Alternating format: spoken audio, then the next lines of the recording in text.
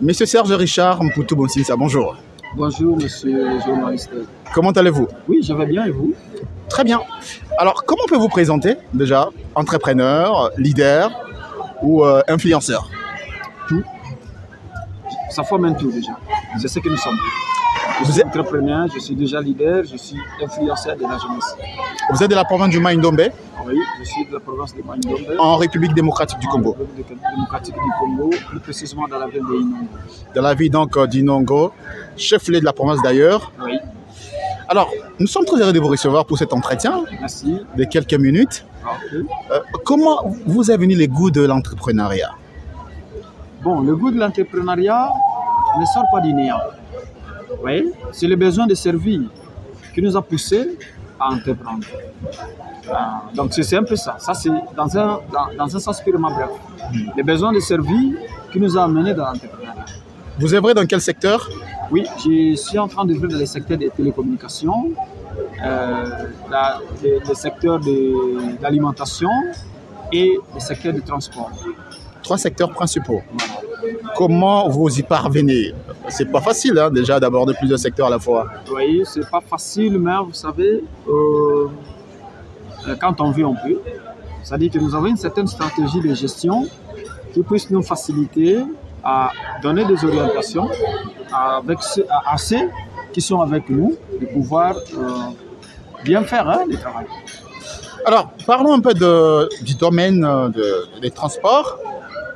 Vous avez des baleinières, vous avez des embarcations. Vous avez commencé quand exactement avec vos embarcations? Oui, j'ai commencé en 2019, en décembre 2019. Mais comment? J'ai été touché en 2017 de la qualité de la navigation chez nous, parce qu'en tout cas, à cette époque-là, quand on parle du lac Maïndombe, on voit l'accident, on voit des cas de naufrage et des cas de mort. Alors, moi, j'étais victime, pas des cas d'un accident. C'est toujours un peu le cas aujourd'hui, hein, jusqu'à aujourd'hui. Bon, oui, c'est toujours, mais avec une certaine réduction. Hein, c'est le plus fréquent comme c'était autrefois. On parle de nous, hein, il y a des cas d'accident et consorts, mais ce n'est plus fréquent comme c'était autrefois. Il y a une certaine réduction, évidemment. Donc, en 2017, en venant vers Kinshasa, en aval du lac, hein, vers la porte du lac pour arriver en Fimi, nous, on a connu un problème comme ça. Le moteur était éteint et puis on flottait sur les eaux et ainsi de suite. Et nous sommes allés passer nuit quelque part. Alors, je me suis dit, bon, ce que j'ai été, par rapport à ce que j'ai vécu, ça ne cadre pas. Ça m'a préoccupé. Je me suis dit, bon, c'est qu'il faut commencer à payer les billets d'avion pour arriver à Kinshasa. Si on n'a pas d'argent, on a des difficultés pour passer par des voies fluviales comme ça. Une idée m'est arrivée. N'est-il pas possible? Parce que ce n'est pas seulement qui manque l'argent pour passer par avion. C'est qu'il y en a aussi d'autres. Et j'ai même découvert qu'il y a une classe sociale à Inongo qui ne voyageait pas. Parce qu'ils n'étaient pas en mesure de se payer les billets d'avion et ils n'étaient pas en mesure de supporter la qualité des voyages par baleinière. Alors je me suis dit non, il faut alors améliorer la qualité des voyages par baleinière parce que tout le monde n'aura pas la possibilité de voyager par avion. Et même ces avions-là ont des capacités très limitées où on ne peut pas transporter plus de 18 personnes chez nous. Vous voyez?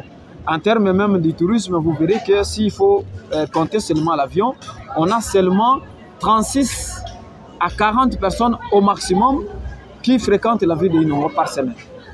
C'est quasiment zéro, hein? Donc ça ne représente pas hein, la valeur touristique dans une ville comme Inongo. Mais avec la baleinière, on a appris qu'il y avait des baleiniers qui transportaient des centaines de personnes. Mais nous, quand on a fait les nôtres, on a dit limiter à 60, 80 personnes au maximum. Parce qu'on a dit améliorer les conditions de voyage. Voilà. Et la qualité est meilleure? La qualité, en tout cas, pour l'instant, dans la province de Maïndombe, je ne pense pas qu'il y a de baleinières qui ont des qualités comme les nôtres. C'est vraiment une amélioration, bien que nous pensons faire mieux que ce que nous avons déjà fait. Donc, c'est en 2017, là, quand on a connu ce problème, que je me suis dit, il faut quand même faire quelque chose de bien.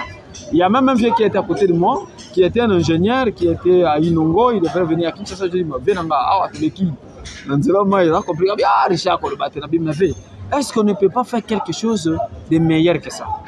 J'ai essayé de lui parler de mon idée. Il a dit, ah, mais Richard, si tu fais ça, en tout cas, ce sera parfait. D'ailleurs, je suis parmi les gens qui vont vous soutenir parce que je ne peux pas vouloir qu'on perde le temps comme ça ici et qu'on souffre à côté de... S'il arrive comme ça, c'est pas bon.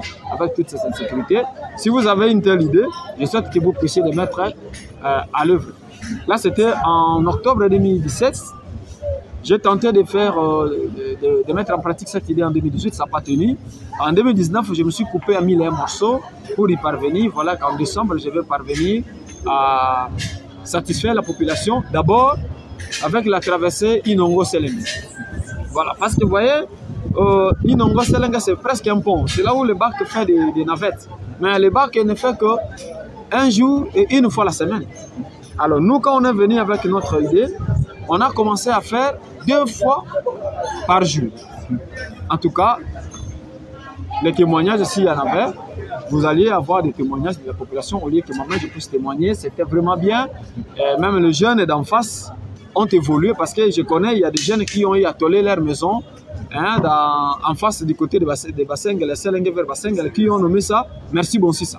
C'est-à-dire que merci Richard Bonsissa par rapport à ton idée de pouvoir désenclaver et faciliter les transports de traverser Inongo-Selengue que nous avons pu renforcer nos activités commerciales et voilà, nous sommes parvenus à construire des maisons et à toller. Ça, si quelqu'un passe par Bassengele et qu'il essaye de toucher quelques 3-4 garçons, il verra qu'il y a des témoignages comme ça. On va même lui monter des maisons. Voilà cette maison ici. En tout cas, c'est construit pendant la période où aussi ça a stabilisé la traversée du lac. Je me suis dit, on ne se limite pas seulement sur la traversée du lac, on a dit emprunter aussi l'axe Inongo-Kinshasa. En tout cas, la ville de Inongo, à un certain moment, pour accueillir une baleinière qui vient de Kinshasa, ça se faisait des fois une fois la semaine ou une fois dans les 10 jours, et c'est comme ça. Mais aujourd'hui, pour ne pas parler de chaque jour, il y a des baleinières qui accostent, parce qu'il y a des gens qui ont aussi imité mon idée. C'est quelque chose d'ailleurs de bon. Si pas chaque jour, mais chaque 2 jours, il y a des baleinières qui viennent de Kinshasa, qui arrivent à Inongo et qui dépassent aussi Inongo.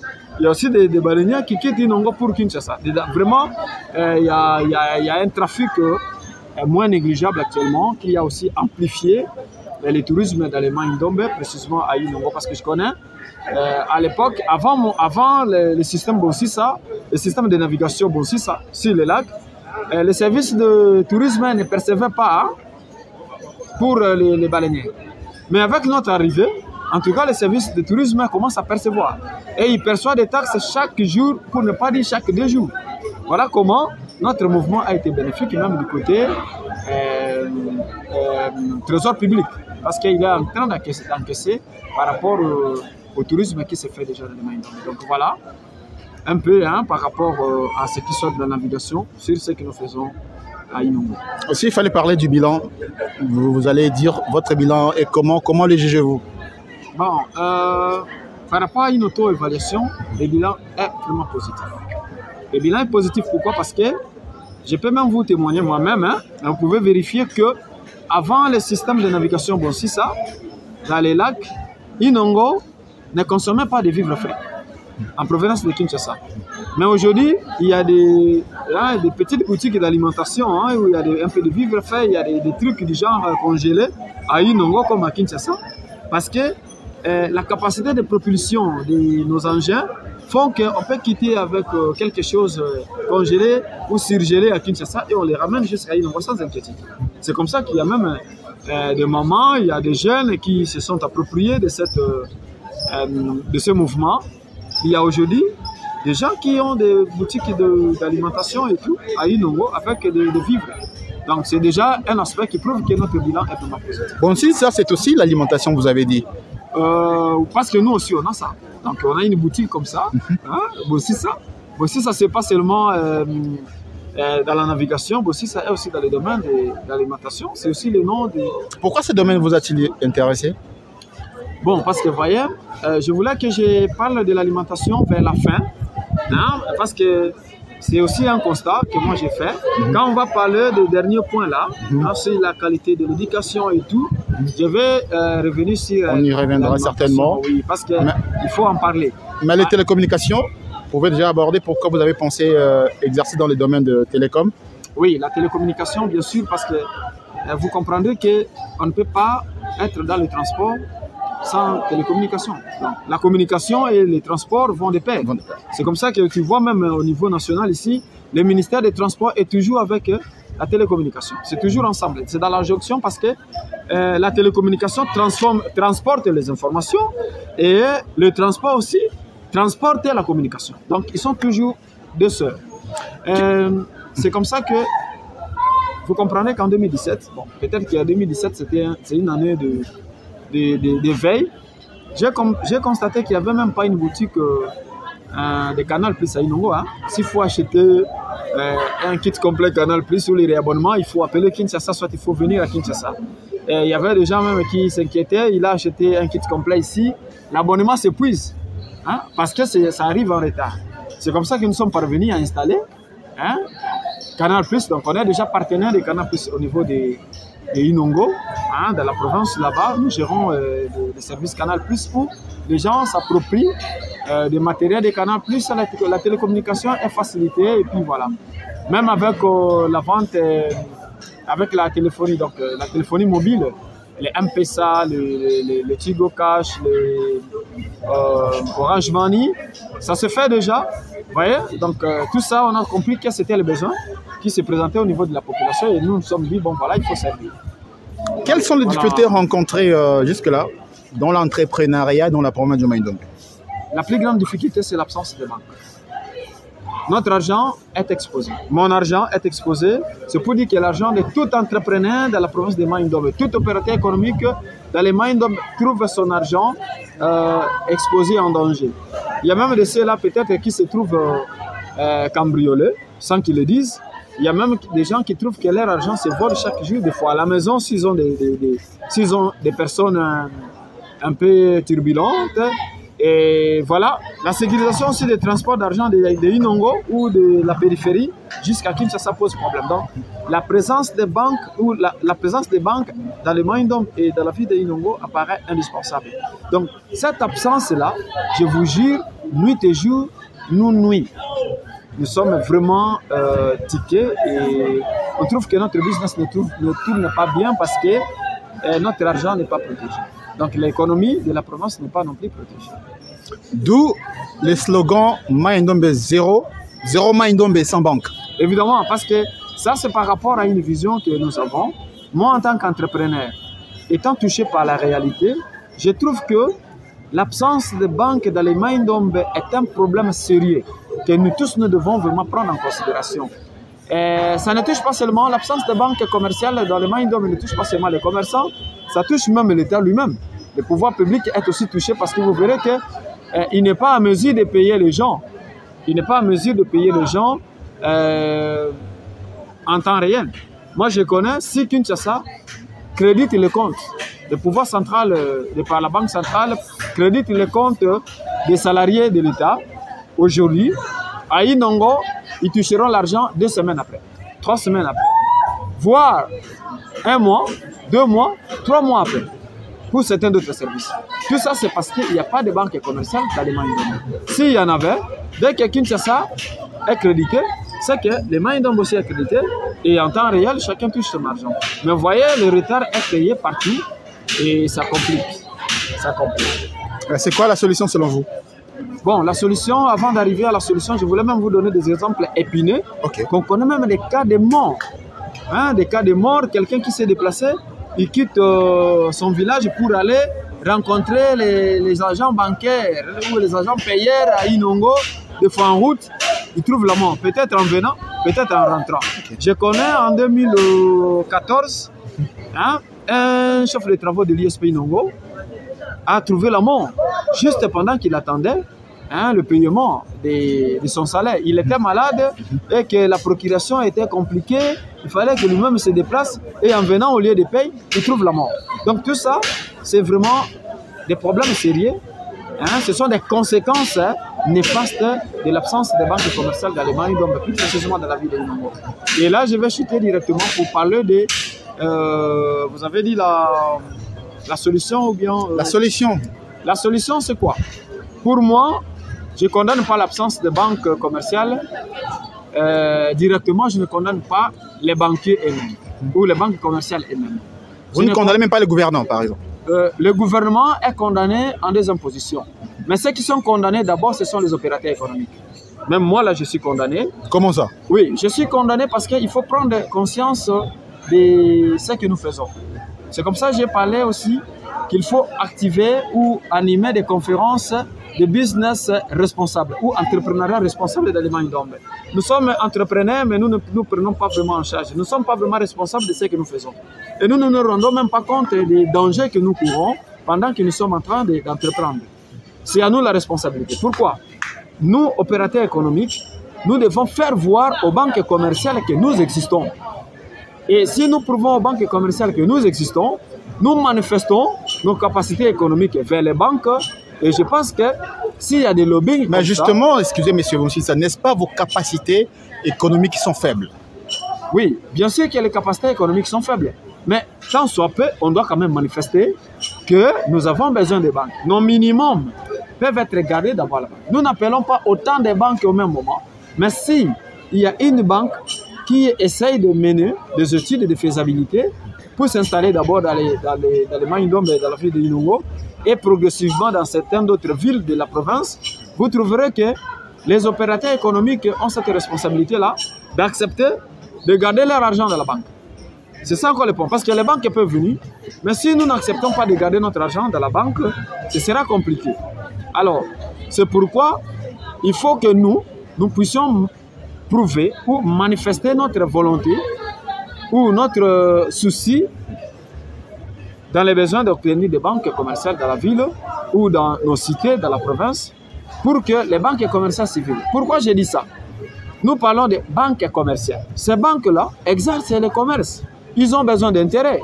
C'est que leur intérêt vient des mouvements d'entrée-sortie de l'argent dans la banque. Le mouvement d'entrée-sortie, ce n'est pas le salaire. Le salaire, c'est une fois, une journée, le mois.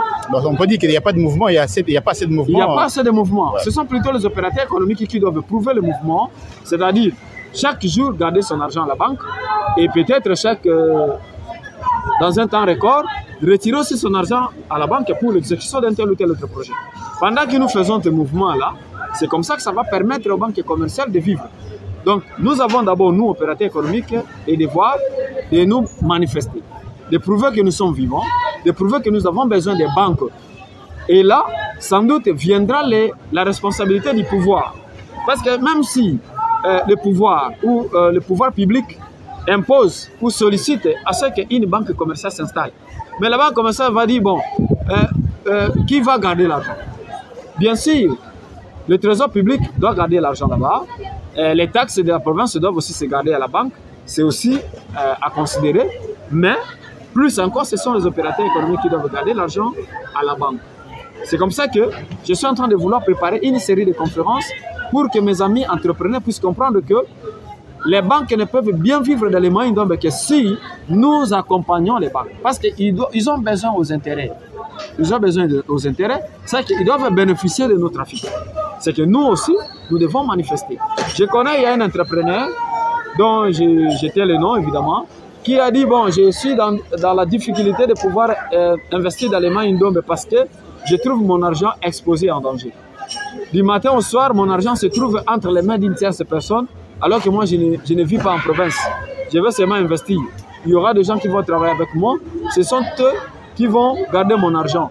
Mais garder mon argent, des milliers de francs congolais ou des milliers de dollars, au jour le jour, mais qu'est-ce qui prouve que mon argent sera sécurisé? En tout cas, l'absence des banques commerciales dans les Maïndombe ne me pousse pas et ne me donne pas le courage d'aller investir à Inongo comme je pensais. Vous voyez déjà que si nous qui sommes là déjà, nous qui existons déjà là-bas, si nous manifestons notre volonté, nous allons aussi attirer l'attention de ceux qui sont ailleurs, de pouvoir venir investir et les banques survivront. Si une banque survit sans faille, je pense qu'il y aura une seconde qui viendra et ainsi de suite. Et nous aurons autant de banques dans la province de Maïndombe comme ça se trouve dans certaines autres provinces. Vous entrevoyez des conférences sur l'entrepreneuriat responsable. Qu'entendez-vous par ces concepts? Entrepreneuriat responsable. En quelques mots. Oui, l'entrepreneuriat responsable, par là je voulais dire quoi? On doit se rendre compte du minimum qu'on fait. On doit être conscient de ce qu'on fait. Nous avons des entrepreneurs qui pensent que vendre même de la braise, vendre même des légumes. C'est un truc du genre, bon, ça la caca, hein? Bon, hein? Et Sungangaka peut-être pas Napolia. Non, mais l'entrepreneuriat n'est pas là dans un caractère purement vivrier. C'est pas qu'on entreprend pour manger seulement. Pour les survivre. Pour de grands projets. On entreprend pour de grands projets. Vous avez commencé par exemple avec des légumes, demain on vous trouve avec une autre activité et ainsi de suite. C'est-à-dire prouver qu'on est capable de faire mieux. Ce n'est pas du sens des responsabilités, la gestion de la chose. Comment gérer ton business? Il faut faire comprendre aux gens qu'il faut bien gérer son business. Il ne faudrait pas minimiser son business. Même si vous avez un capital minimal, mais apprenez à bien gérer ça pour que ça se fructifie et que vous puissiez émerger. Je prends mon exemple, par exemple, ceux qui me connaissent, moi j'ai commencé avec la photographie. Et cette photographie, je louais des appareils auprès des gens. Je louais des appareils, je tire des photos, je nettoie, je vous remets votre appareil des fois et je vous donne aussi. Donc lorsque vous étiez photographe, c'était pas avec vos propres appareils? C'était pas encore avec mes propres appareils, on louait. Donc il y a des amis qui sont à Inongo qui savent que bon, je connais un de nos vieux qui me donnait l'appareil, il est devenu policier. S'il me suit, il comprendra, il peut même témoigner que j'ai loué aussi son appareil. J'étais avec mon frère, Junior, on louait des appareils. Progressivement, on gardait bien l'argent. Ça, notre banque, c'était notre papa, excusez-moi. On gardait l'argent, on se dit, bon, nous sommes jeunes, peut-être qu'on peut gaspiller l'argent, on garde chez papa. Si on trouve que le montant atteint... Il était un bon banquier. Bon, papa, il était conscient d'accompagner ses enfants. Hein. Évidemment, on a acheté les appareils pour nous-mêmes. Et c'est comme ça que progressivement, on a amélioré les conditions de travail de la photographie. Et nous avons dit, quitter la photographie, bon, pas seulement quitter la photographie, mais accompagner la photographie avec l'informatique. Là, on faisait déjà l'infographie. Et progressivement, on est allé vers les papeteries, on est allé vers le transport, la télécommunication et voilà, la panification aussi. Donc, et vous allez voir que si Dieu nous prête vie, il se pourrait qu'on fasse mieux que ce que nous faisons. Et à Inongo, aujourd'hui, on mange le pain Bonsinsa. On mange le pain Bonsinsa. Il existe déjà une boulangerie à Inongo qui, au moins, alimente la ville. Et je pense que les jeunes trouvent aussi d'emploi. Parce que ce n'est pas moi qui suis fabricateur de pain. Il y a des gens qui sont là, qui fabriquent des pains. Et puis, bon, finalement, la ville est servie. Et puis, les jeunes ont trouvé d'emploi. Et ainsi de suite. Ça, c'est déjà un business responsable. C'est un entrepreneuriat responsable. Et je voulais que ce soit fait autant pour certaines autres personnes. Parce que je serais mécontent de voir, vous avez commencé avec une activité. Et demain, on vous dit, bon, aux autres, c'est que vous n'avez pas assumé vos responsabilités, ce n'est pas un entrepreneuriat responsable. Mais il y a beaucoup trop d'exemples ici. Je pense que ceux qui prendront part à la conférence comprendront vraiment la réalité de ce que j'appelle entrepreneuriat responsable. Ben justement, parlons des réductions de chômage. Est-ce possible que le chômage soit réduit dans la ville d'Inongo en particulier et dans la province du Maïndomé en général? On sait que le chômage, c'est un fait général qui touche même la République démocratique du Congo et beaucoup de pays. Mais comment y faire face à Inongo? Oui, merci. Vous avez bien dit, le chômage, en tout cas, il n'y a aucun pays du monde, même les pays développés, ne peuvent pas témoigner qu'ils n'ont pas de chômage. Il y a toujours des chômeurs partout, mais l'effort que nous faisons, c'est de réduire les taux de chômage. L'entrepreneuriat, d'abord, est la clé de la réduction du chômage. C'est pourquoi j'ai dit qu'il faut entreprendre en responsable. Donc l'entrepreneuriat, c'est vraiment la clé de la réduction du chômage. Et vous allez voir que si nous avons aujourd'hui autant d'entrepreneurs, c'est qu'on a autant de réducteurs de chômage. Voilà. Est-ce que l'éducation aussi a une part dans les domaines d'entrepreneuriat? Oui, mais on est chômeur si on est mal éduqué. La réalité qui est vraie est que, bien que l'entrepreneuriat soit la clé de la réduction du chômage, mais l'éducation joue son rôle. Parce que par l'éducation, je parle de la formation. Je parle de la formation, il faut que la personne soit formée dans un domaine qui les rend utiles, qui les rend utilisables. On doit vous utiliser.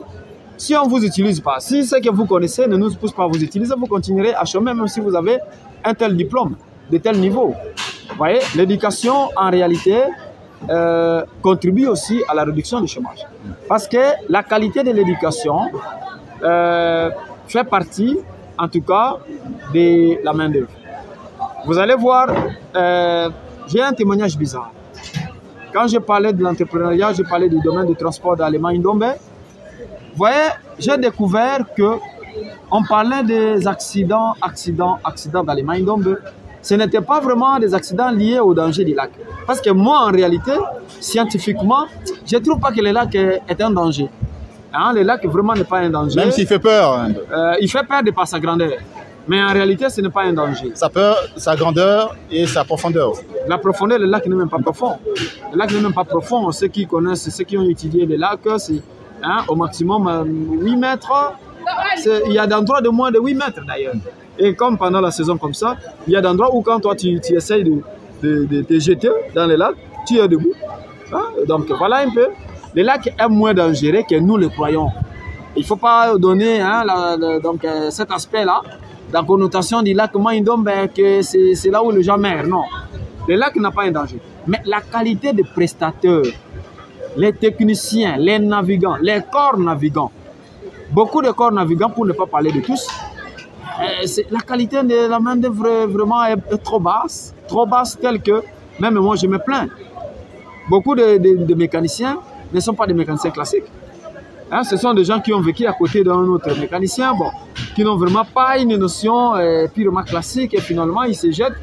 À défaut du mieux, comme on manque de mécaniciens, on les utilise et ils prestent. Mais la qualité des prestations reste faible. Le commandant, par exemple, il y a moins de commandants qui ont fait l'école de navigation parce que ça n'existe même pas à Inongo. L'école de navigation, voilà, nous sommes dans une province où il n'y a que la voie fluviale qui domine, mais on n'a même pas une école et même pas un centre qui apprend aux gens la navigation. Vous voyez? Peut-être que vous avez été un pagayeur avec une pirogue. Bon, finalement, le fait d'être à côté de quelqu'un qui conduit et vous connaissez quelque chose aussi, vous savez peut-être dévier la vague et finalement vous devenez commandant. À défaut du mieux, on les utilise. C'est que nous devons éduquer la jeunesse techniquement et non théoriquement comme ça s'est fait aujourd'hui. L'essentiel que vous parlez de l'éducation technique. L'éducation technique. On doit avoir des options techniques. Si vous descendez à Inongo aujourd'hui, vous essayez d'inventorier le nombre d'écoles. Vous trouverez que s'il y a 10 écoles, 9,5 ou 9,8, ce sont des options théoriques. Et 0,5 ou 0,2, ce sont des options techniques. Et d'ailleurs, les jeunes ne vont même pas là, ils négligent. Donc les Maïndombe forment de gens les théoriciens qui n'utilisent pas. Ils n'utilisent pas. C'est comme ça qu'il y a beaucoup de chômeurs. Hein? Comme il venait d'avoir l'exéta aujourd'hui, il y a eu combien de diplômés? Mais si vous allez aujourd'hui dans les Maïndombe, combien sont engagés? Moins. Moi, par exemple, qui vous parle, pour avoir des techniciens boulangers, j'ai dépêché les gens à Kinshasa. Parce que les boulangers n'existent pas à Inongo. Donc, si jamais vous avez investi dans les domaines techniques, vous allez importer les gens. Et ce qui soit compliqué parce que là, ça ne réduit pas le chômage local. Vous voyez? Et l'économie aussi est transférée. Parce que si un technicien vient de Kinshasa, il va à Inongo, il travaille. Mais son argent, il va revenir avec à Kinshasa au lieu d'investir. Si c'était, par exemple, un technicien local, il peut se dire, bon, moi je construis à Inongo, il construit. Mais vous allez voir quelqu'un qui est venu à Kinshasa, il n'est pas condamné pour venir avec son argent à Kinshasa. Donc, localement aussi, nous devons avoir des techniciens. Ça, vraiment, c'est une préoccupation majeure. Si dans l'ensemble, et les entrepreneurs, et ceux qui nous gèrent, donc le pouvoir public, essayent de regarder cet aspect que nous devons former des techniciens et non des théoriciens, ce sera là le départ du développement dans les Maïndombe et la réduction même du chômage. Et c'est possible aujourd'hui de moderniser la ville d'Inongo. Exactement. Par quel mécanisme? Mais la technique.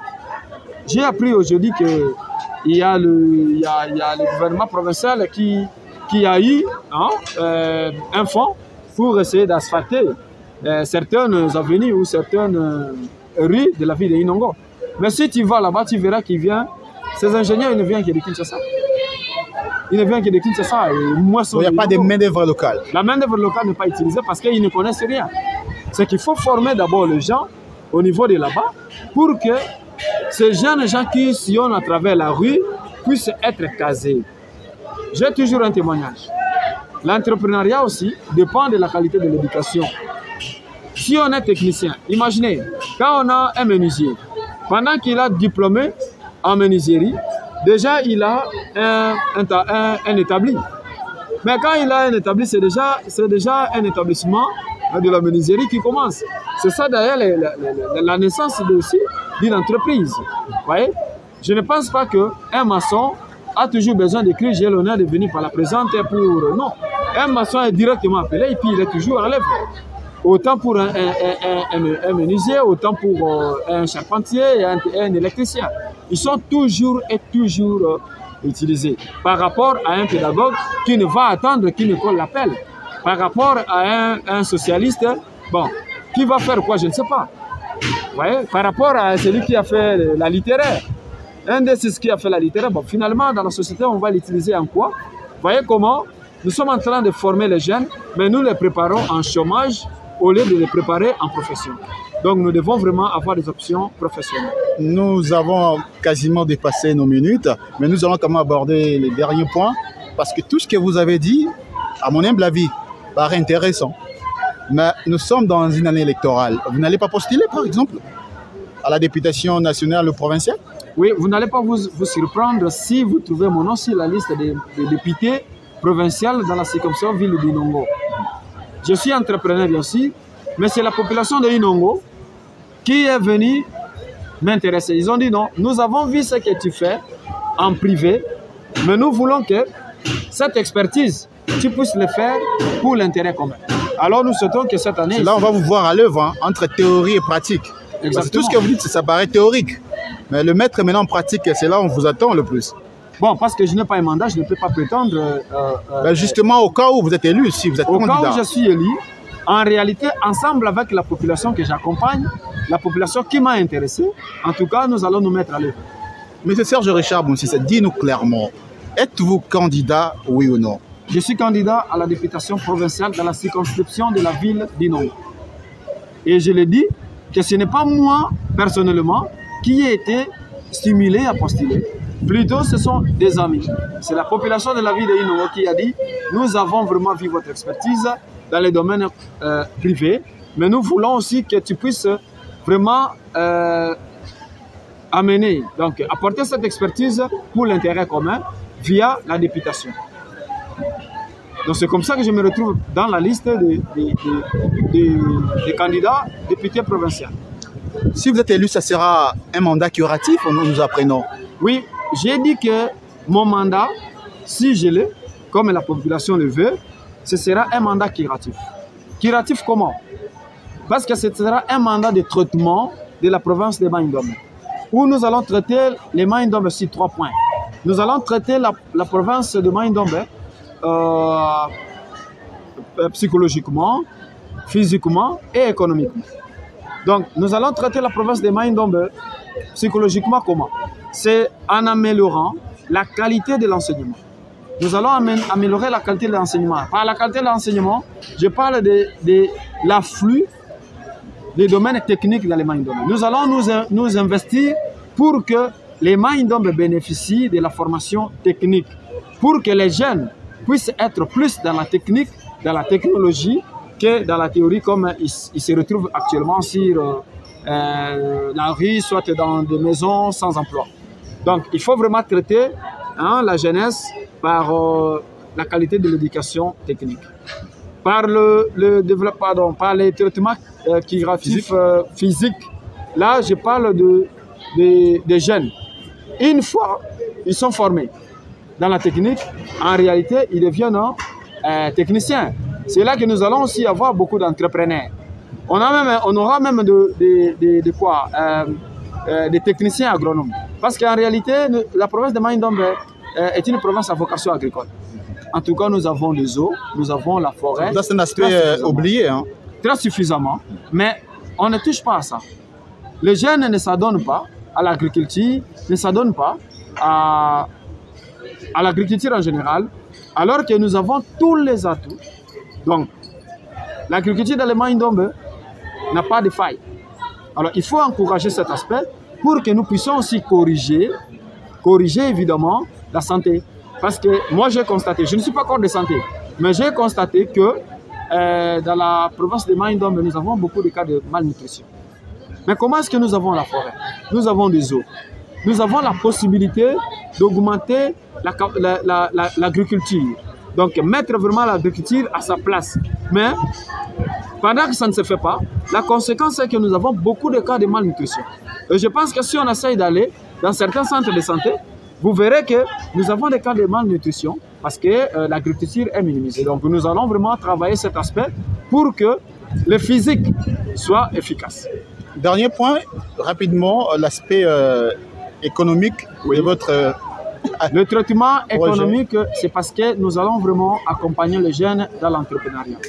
Je vous jure que l'économie de la province ne peut pas vraiment se prétendre être à la hauteur si jamais il n'y a pas assez d'opérateurs économiques. Là, je suis en train de vouloir que même le pouvoir public puisse accompagner les entrepreneurs.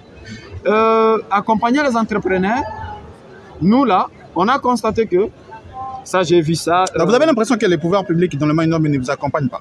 Les pouvoirs publics, non, mais les entrepreneurs dans le Maïndombe, c'est des orphelins. Ils ne sont pas accompagnés. Pourquoi? Bien au contraire, ils sont tracassés. Franchement, les services publics tracassent les opérateurs économiques.